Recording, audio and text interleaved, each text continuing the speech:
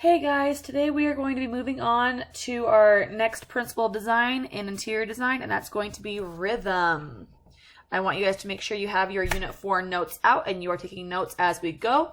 You will submit your notes later when we have finished the unit, as well as the rest of your assignments. Unless your assignments have different due dates, sorry, which you can all tell by Canvas. Rhythm is the fourth principle design that we'll be discussing. We've already talked about scale, proportion, and balance, and today we will be talking about rhythm.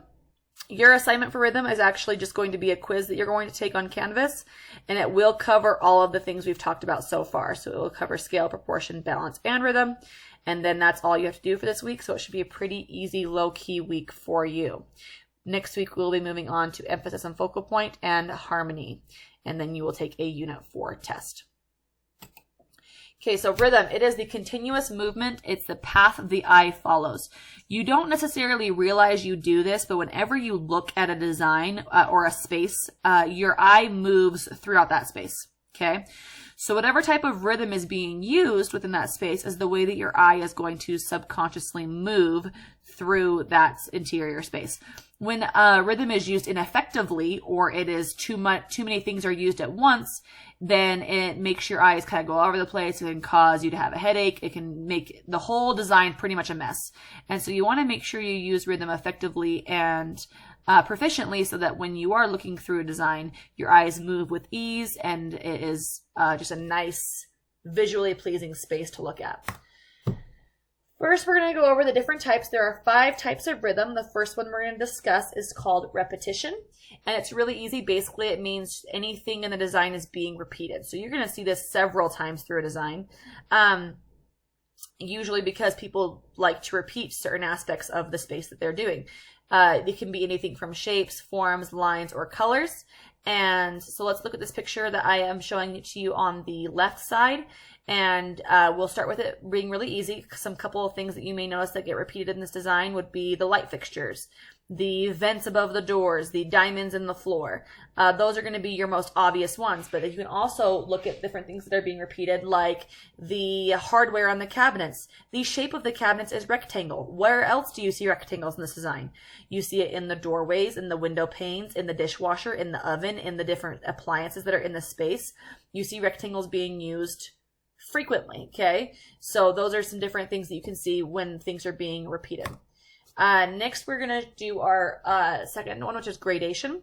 And this is when sizes of shapes go from large to small, or color values go from light to dark. So an ombre is going to be an example of gradation, where something goes from light to dark or dark to light. Also sizing, when it goes from small to large.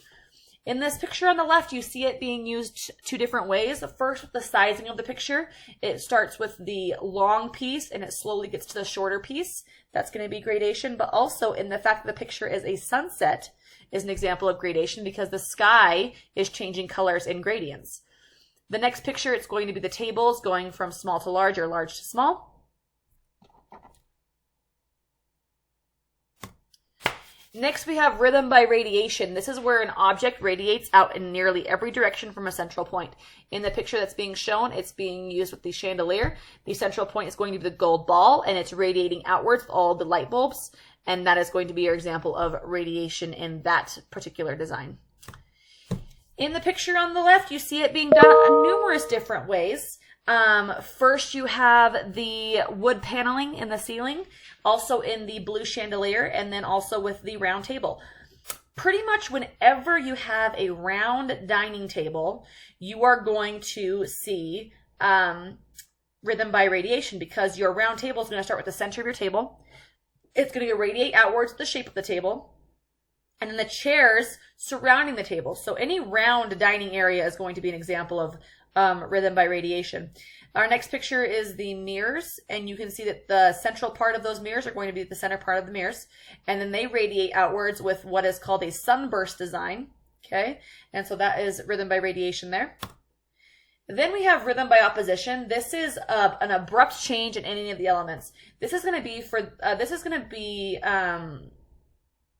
you're going to be more drawn to this design if you have more dramatic taste. I don't personally like the rhythm by opposition very much, because it's a little bit too abrupt for me. I like things to be gradually changed, and so I don't tend to like opposition very much, but that's just me. I'll show you some different examples there. Here we have it in the picture of the doors and the wall, how they go from immediately white to navy blue. It's very dramatic, and so it just kind of depends on your own personal taste. The next picture we have is a flooring choice that is becoming more and more popular. Here is my advice to you. I don't necessarily hate this design at all. I want to give you some advice of caution if this is something that you love and you want to do this in your space someday. This particular look is very trendy. And basically when things are trendy, it means they go out of style very fast, within 5 or so years. When you're putting something in like flooring or cabinets or doors, things that are really expensive, it's kind of hard to keep up with the changing styles when you want to keep updating your space, because it's really expensive to change. Flooring is not an inexpensive cost. So if we redo your flooring, it's going to cost you a lot of money. So if you want to do this design, go for it, but you will spend a lot of money doing it because trendy pieces are more expensive in the first place. And then also it is more expensive to change. When I'm doing my design spaces, I personally enjoy doing my trendy pieces in like artwork, wall decor, pillows on my couch, rugs, that kind of stuff, because those things are really easy to change out as style moves on. I like to keep my flooring, my wall choice, my cabinets, my furniture much more traditional, just because they're more expensive to replace when I want to change my style. Here we have some more examples of that floor being used. I do not like the one on the left. I feel like there's no pattern being used there, so it's just not my cup of tea.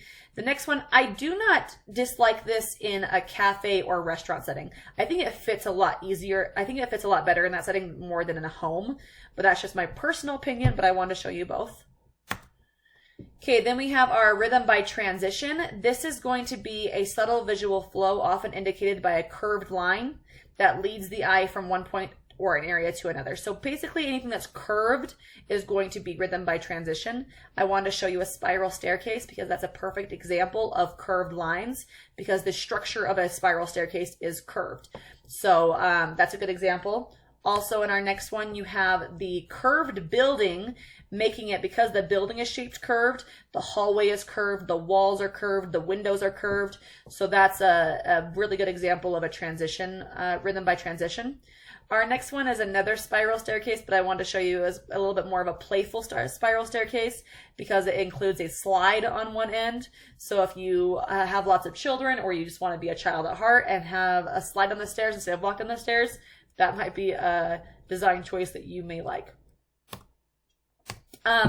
Sorry, the next slide was going to be for a game that we were going to play in class, but since we're doing online learning, we don't get to play games. So that's our lesson on rhythm.